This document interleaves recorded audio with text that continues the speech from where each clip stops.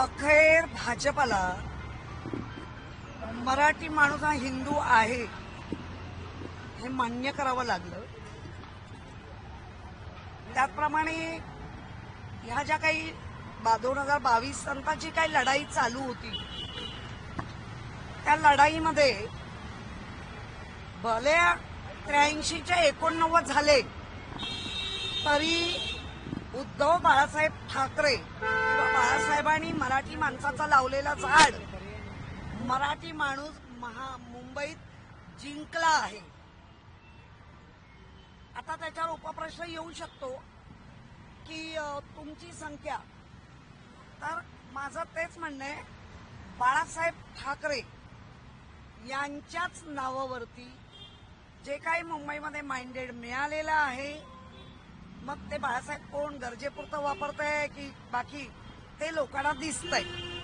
त्यामुळे आमची लढाई ही मराठीच्या अस्मितेसाठीच होती.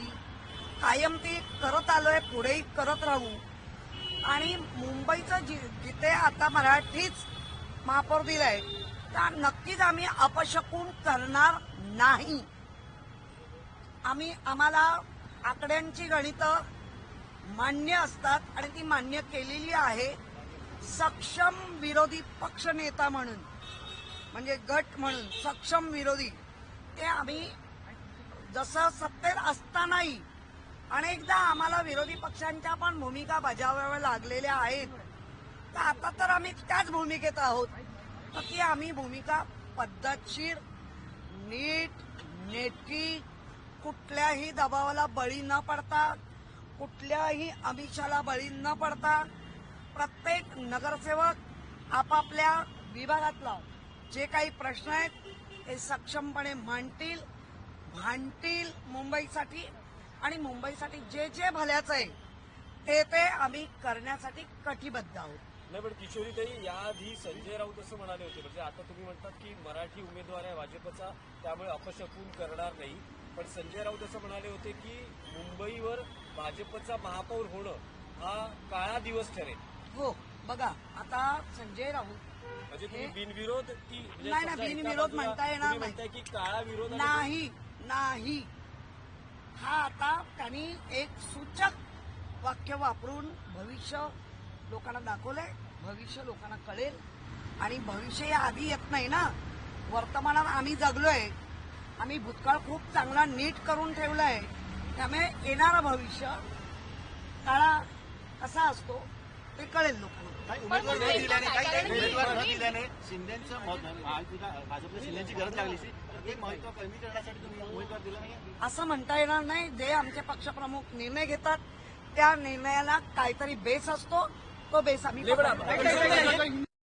त्यांच्या भ्रष्टाचाराची प्रकरणं आम्ही बाहेर काढणार. आता आम्हाला कोणी थांबवू शकत नाही. काढाच. आम्ही समोरच उभा ठाकलेलो आम्ही आहोतच. आणि तुम्ही आम्हाला खरं म्हणजे जर सुरुवात ह्याच काळा दिवस आहे, सुरुवातच जर अशी असेल तर तुम्ही मुंबईचं काय हिताचं करताय? तुम्ही म्हणणार आणि तुम्ही सांगणार म्हणून होतं का?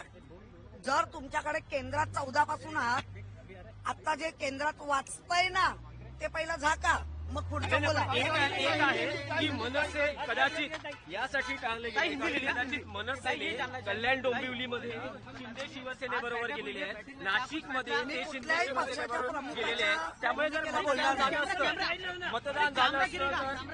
मतदान झालं असतं. एक मिनिट यार, प्रश्न तर विचारू द्या. अरे विचार एकदम समोर येऊन कशाला काय म्हणत? फाईट नाही. अरे काय करताय तुम्ही?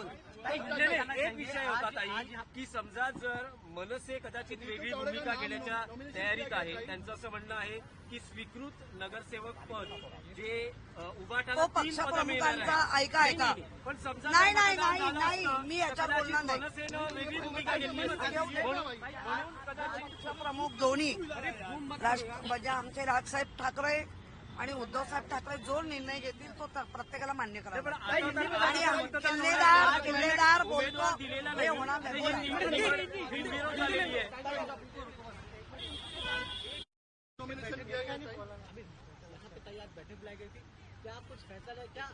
देखो, जो हमारे पक्ष प्रमुख के साथ हमारी बैठक हुई, जिसको मराठी में कहते अभी उनको निर्णय लेना ही पड़ा कि मराठी माणूस हिंदू है, क्योंकि हम जब मराठी के साथ झगड़ते हैं, बात करते हैं मराठी लोगों के लिए, तो हमें ये दूषण दी गई, ये हिंदू ही नहीं है।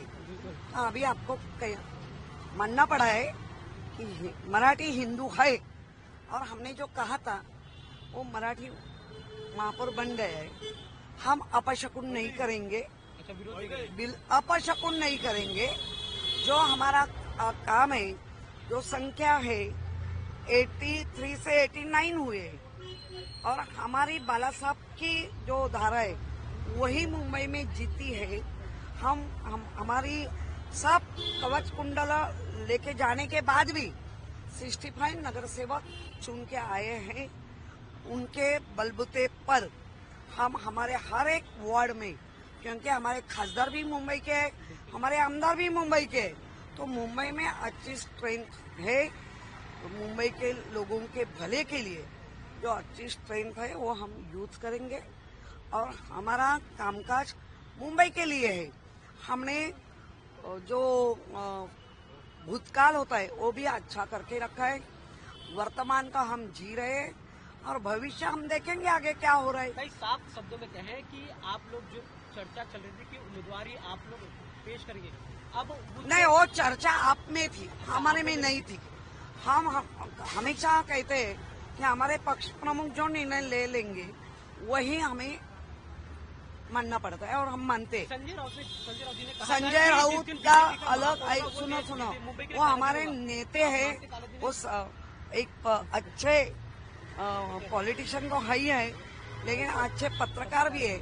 उन्होंने जो भाष्य किया है वो शायद भविष्य आगे देखो ये भाष्य है। क्या तो मुंबई के लिए काला दिन है, मानेंगे बीजेपी का महापौर? नहीं, अभी देखेंगे ना काला है कि गोरा है बाद में। स्वागत करते हैं नितीन तावडे। ताई विनोद- ताई हाँ, मैं शुभ